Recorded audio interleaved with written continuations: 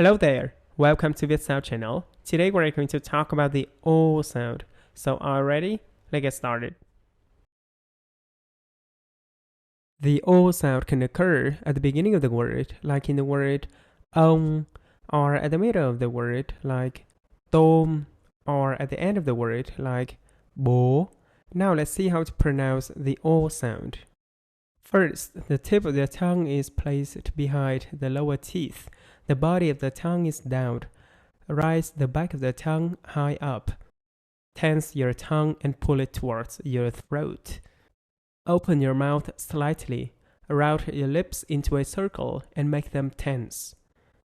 The last thing you have to remember about the O sound that it is a long sound. So you have to prolong the O sound in word like O, O, O, ông, tôm, bố.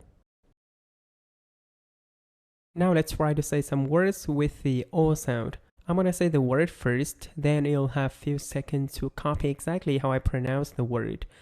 First, the O sound at the beginning of the word. Ôn, ôm, ốm, ôi,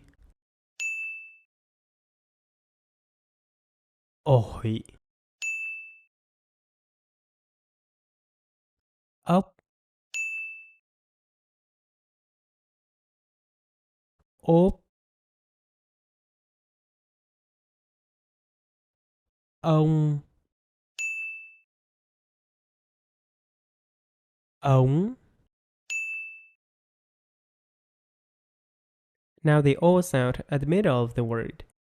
Tôi, tôm, nồi, đội,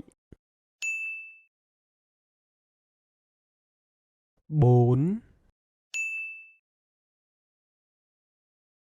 hộp, rồng, công, không, ngỗng.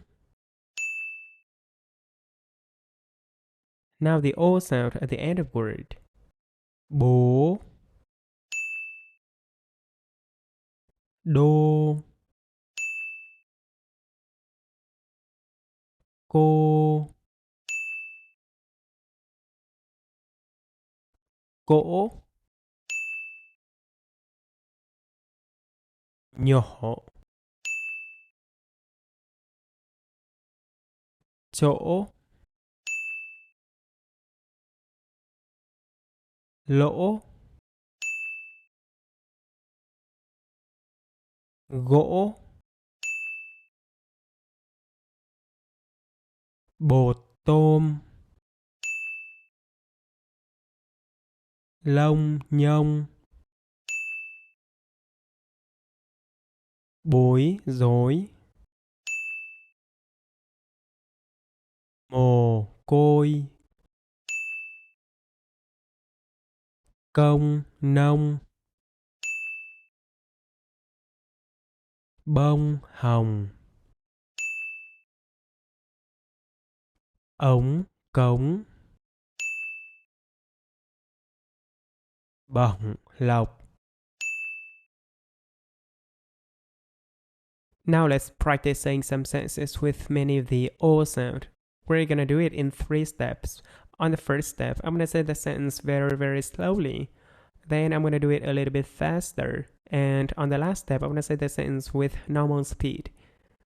Hôm nay đường không đông. Now a little bit faster. Hôm nay đường không đông. Now with normal speed. Hôm nay đường không đông. Cô bống mua một bông hồng. Now a little bit faster. Cô bóng mua một bông hồng. Now with normal speed. Cô bóng mua một bông hồng. Okay, you've done very well. If you want to bring a smile into my face, you can support me by the link in the description. Thank you for watching.